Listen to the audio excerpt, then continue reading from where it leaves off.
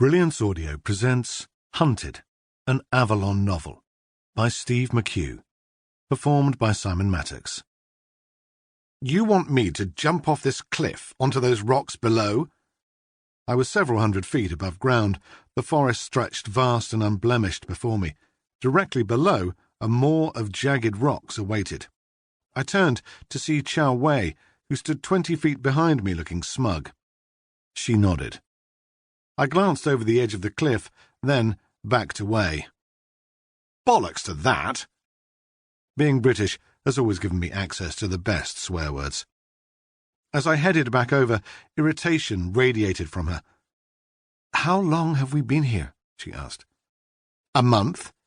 "How long have you been in your human form?" Nearly a month, I replied. "We arrived, and almost day one you learned you could become human. Since then, you have spent your entire time here getting as drunk as possible and having sex with anyone stupid enough to agree to have sex with you." "Yes," I said. "Yes, I have, because, and I'm not sure if you're aware, but I was a fox for hundreds of years. Not a lot of humans want to have sex with foxmen, and those who do are usually people I want to run away from.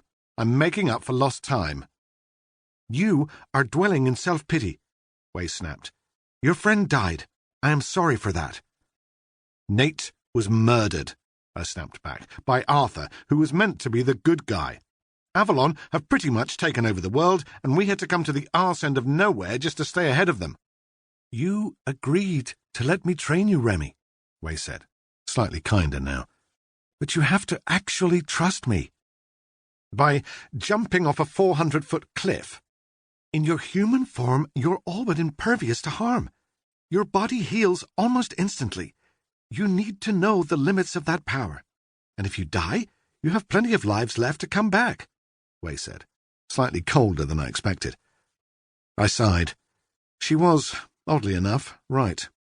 The Coven, who had cursed me all those centuries ago, had done me that favour, not by turning me into a fox-man hybrid, although I could think of worse things, but by dying in the process and giving me their souls.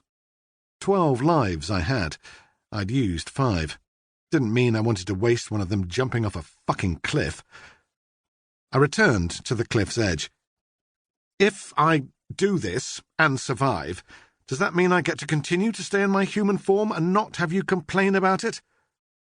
"Probably," Wei whispered in my ear, before shoving me off the cliff. I learned a few things, falling off that cliff. 1, I cannot fly by flapping my arms, no matter how hard. 2, 400 feet rushes up on you pretty damn fast.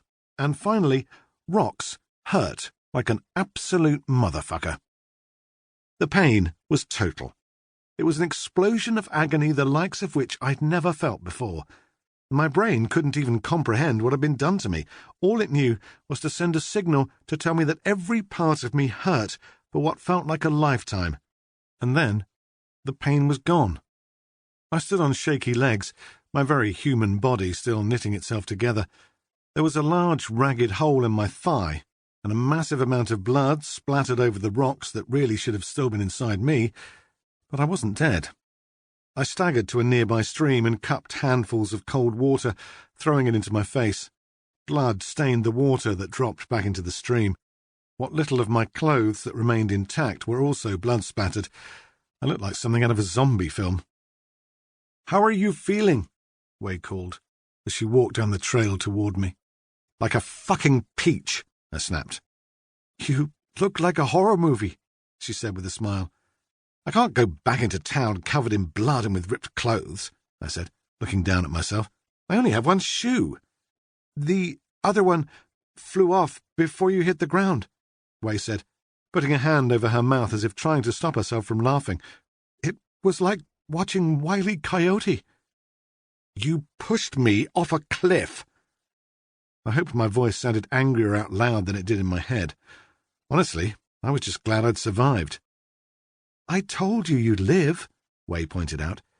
"You're not quite a Hulu Jing like me, but you're close."